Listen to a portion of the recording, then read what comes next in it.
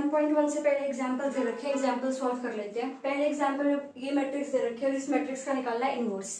एक मैट्रिक्स का इनवर्स कैसे निकालते हैं? A inverse is equals to adjoint of A by determinant of A. Determinant निकल जाएगा माइनस का एक, डिटरमिनेंट तो निकलना आता ही है कि अगर इससे एक्सपैंड कर रहे हो तो इसको बाहर रखो, फिर जो बाकी 4 एलिमेंट बचे उसका डिटरमिनेंट करके सॉल्व करना है। ठीक है, डिटरमिनेंट निकल गया मैट्रिक्स ए का। अब नेक्स्ट है एडजॉइंट ऑफ ए निकालना है। एडजॉइंट कैसे निकलता है? कोफैक्टर जो मैट्रिक्स है उसका ट्रांसपोज, यानी कि हर एक एलिमेंट का कोफैक्टर निकालोगे, फिर उन कोफैक्टर्स को मैट्रिक्स में लिखोगे और फिर उसका ट्रांसपोज कर दोगे। कोफैक्टर कैसे निकालते हैं? यहाँ पर जो एलिमेंट है उसका कोफैक्टर कैसे निकलेंगे? इस एलिमेंट को छुपाओ, इस और इस रो को छुपाओ, जो 4 एलिमेंट बचे इसका जो डिटरमिनेंट है वो यहाँ आ जाएगा। सिमिलरली इसका जो कोफैक्टर होगा वो क्या आएगा? इसको इसको छुपा के जो ये 4 एलिमेंट बचे इसका डिटरमिनेंट यहाँ आ जाएगा। फिर ये डिटरमिनेंट फिल करके मैट्रिक्स में उसका कोफैक्टर निकाल के मैट्रिक्स में लिख दिया। अब जब इस कोफैक्टर मैट्रिक्स का ट्रांसपोज करोगे तब जाके जो मैट्रिक्स आएगी ना उसको हम कहेंगे एडजॉइंट ऑफ ए। -24 10 2 -8 2 2 -12 6 and 2। हमें निकालना था इनवर्स। इनवर्स निकालने के लिए इनवर्स निकालना है तो ए इनवर्स क्या होगा? Adjoint of A by determinant of A. Adjoint of A ये आ गया, डिटरमिनेंट ऑफ ए -8 है, तो इसको सॉल्व कर लेना। ठीक है, सेकंड क्वेश्चन ये है, ये दे रखा है मैट्रिक्स, आपको डी इनवर्स निकालना है, जहां पे बोल रहे हैं d1 d2 d3 d4 जो है नॉट इक्वल टू 0 है। ठीक है, अब इसका निकालेंगे डिटरमिनेंट। डिटरमिनेंट आ गया d1 d2 d3 d4 निकाल लेना। अब कोफैक्टर निकालते हैं एडजॉइंट वाली मैट्रिक्स निकालने के लिए। ठीक है, अब कोफैक्टर ऑफ d1 कैसे निकलेगा? जब आप d1 को निकालो तो ये हाइड कर दोगे, क्या बच गया? d2 0 0 0। ठीक है, कोफैक्टर ऑफ d1 निकल गया। सिमिलरली कोफैक्टर ऑफ d2 निकालोगे वो क्या आएगा? कोफैक्टर ऑफ d2 सिमिलरली आ जाएगा d1 d3 and d4। Similarly cofactor of d3 जो निकलेगा वो आ जाएगा d1 d2 d4 and similarly जो कोफैक्टर ऑफ d4 निकलेगा वो आ जाएगा d1 d2 d3। ठीक है, अब हमने क्या पढ़ा है कि जो d इनवर्स आएगा वो क्या आएगा? एडजॉइंट ऑफ d अपॉन में डिटरमिनेंट ऑफ d। तो एडजॉइंट ऑफ d क्या आएगा? देखो d1 d3 d4 0 0 0। इसका क्या है? d1 d2 d4 0 0। इसका है 0 0 and d1 d2 d4 0 0 0 0 d1 d2 and d3। ठीक है, ये इसका वो भी निकालना है ना, ट्रांसपोजिशन की एडजॉइंट निकाला है हमने। अब इसको ठीक है, तो डी इनवर्स कैसे निकाला है? एडजॉइंट ऑफ डी इनटू में अपॉन में डिटरमिनेंट ऑफ डी। तो डिटरमिनेंट ऑफ डी के अपॉन में आता है, ये एडजॉइंट मैट्रिक्स है, ट्रांसपोज करोगे फिर इसको अंदर डिवाइड कर दोगे तो ये आंसर आ जाएगा। ठीक है, नेक्स्ट ये एग्जांपल है, इंपॉर्टेंट है थोड़ा सा। इसमें क्या है, आपको 3 इक्वेशन दे रखी होगी और आपको बोलेगा इन 3 इक्वेशन को सॉल्व करो बाय मैट्रिक्स मेथड। तो मैट्रिक्स मेथड से कैसे सॉल्व करेंगे वो देखते हैं। सबसे पहले इस इक्वेशन को हम लिखेंगे ax इक्वल टू बी की फॉर्म में। ठीक है, a कैसे होगा? जो ये कोफिशिएंट्स है ना 2 3 5 3 5 2 5 2 3, ये तो हो गई मैट्रिक्स A। तो ax इक्वल टू बी लिखना है। x क्या पर है?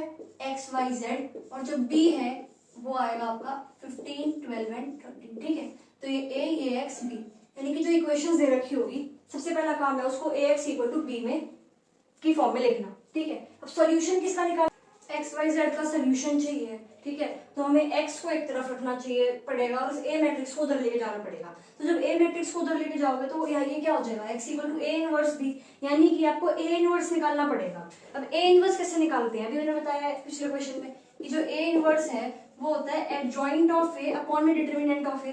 सबसे पहले डिटरमिनेंट ऑफ ए निकालो, 2 इंटू में 5 3 15 माइनस में 4 माइनस का 3 जाएगा, 3 3 9 माइनस का 10 प्लस में 5 6 माइनस में 25 और ये सॉल्व करके आ जाएगा माइनस का 70।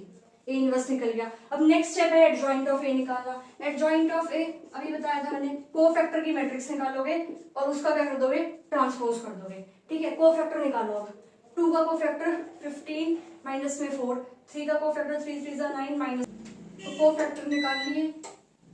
कोफैक्टर निकाल के उसका मैट्रिक्स का ट्रांसपोज कर दिया, ये आ गया एडजॉइंट ऑफ ए। हमें चाहिए था ए इनवर्स, तो ए इनवर्स निकालने के लिए 1 अपॉन में डिटरमिनेंट ऑफ ए इनटू में एडजॉइंट ऑफ ए करेंगे। ठीक है, डिटरमिनेंट क्या है? माइनस का 70। अब एडजॉइंट ऑफ ए आया है 1 माइनस 19 1 माइनस 19 11 माइनस 19 11 और 1। ठीक है, ये आ गया। फाइन। अब नेक्स्ट जो काम है वो हमारा इसको ये पुट करना है यहाँ पर x equal to A inverse. A inverse है ये इनटू में बी क्या है 15, 12 एंड 13। अब इसको कर दो मल्टीप्लाई, इसको ऐसे मल्टीप्लाई करते हैं ना, तो 15 इंटू 11 करोगे, प्लस में 12 इंटू 1, माइनस में 19 इंटू 13। इस तरीके से ये आ गया -70, ये ऐड करके ये आ गया। अब -70 अंदर ले लूं तो आंसर आ जाएगा 1, 1 -2। और ये क्या मैट्रिक्स थी, हम x को सॉल्व कर रहे थे, ठीक है। तो x इसके बराबर आ गया 1, 1 -2।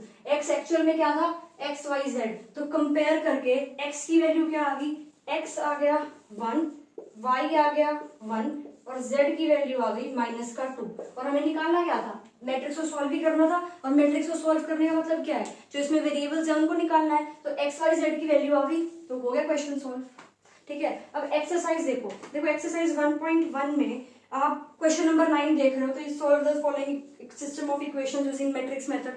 सेम मेथड लगाना है, चारों पार्ट में हो जाएगा क्वेश्चन सॉल्व। 6th क्वेश्चन देखोगे, calculate the inverse of following matrices whenever exist. Determinant निकालोगे, अगर डिटरमिनेंट आता है नॉट इक्वल टू 0 तो इनवर्स एग्जिस्ट करेगा और फिर इनवर्स निकालोगे। अब एक्सरसाइज देख लो। मेन क्वेश्चंस तो मैं आपके थ्योरम्स में पहले ही करवा चुकी हूँ। तो first, second, third question, fourth question भी थ्योरम में करवा दिया मैंने। 5th क्वेश्चन देख लो। एक मैट्रिक्स दे रखी है ए, उसका एडजॉइंट निकालना है, फिर एक चीज वेरीफाई करनी है।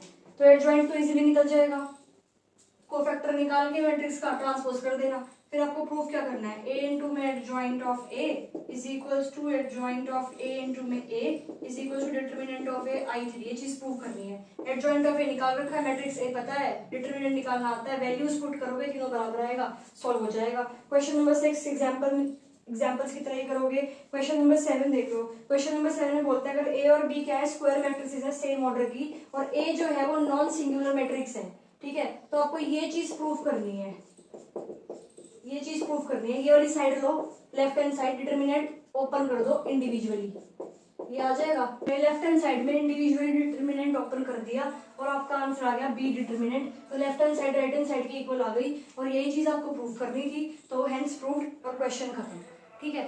अब नेक्स्ट है क्वेश्चन नंबर 9।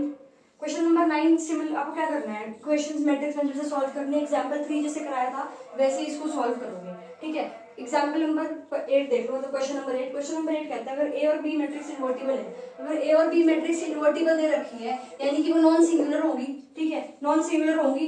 फाइंड, आपको बताना है कि अगर दो मैट्रिक्स इन्वर्टिबल है यानी कि नॉन सिंगुलर है तो a प्लस बी का होल इनवर्स जो है वो कई बार एग्जिस्ट करता है या नहीं करता, वो बताना है। देखो एग्जांपल ले लेते हैं। मान लो मैं एक a मैट्रिक्स को ले लूं 0 1 1 0 और मैं b मैट्रिक्स को ले लूं 0 -1 0 1 -1। ये दोनों क्या है, नॉन सिंगुलर है, तो इनका इनवर्स एग्जिस्ट करेगा। अब जब अब आप a प्लस बी निकालोगे ना, a प्लस बी क्या आएगा 0। तो जब a प्लस बी ही 0 आ गया तो यार एक मैट्रिक्स ही 0 है तो उसका डिटरमिनेंट भी 0 है, डिटरमिनेंट तो 0 है तो मैट्रिक्स का इनवर्स कैसे निकालोगे, निकाल ही नहीं सकते। हो गया क्वेश्चन, ठीक है। अब देखो एक बार सॉल्व कर लेना क्वेश्चन को, ज्यादा कुछ नहीं है फर्स्ट एक्सरसाइज में, सोल्यूशन डिस्क्रिप्शन में देख लेना, क्वेश्चन सॉल्व करके देख लेना। और ये नहीं पीडीएफ खोली सोल्यूशन की और देख लिया ऐसे ऐसे कर रखा है खत्म, नहीं, फिर क्वेश्चन पेपर में नहीं सॉल्व होंगे, है ना। एक बार सारे क्वेश्चन सॉल्व कर लेना प्रॉपरली, सोल्यूशंस मैच कर लेना, डिस्क्रिप्शन में सोल्यूशन डाल दूंगी मैं पीडीएफ, ठीक है। बाकी सॉल्व करोगे जितना उतना फायदा होगा। Thank you.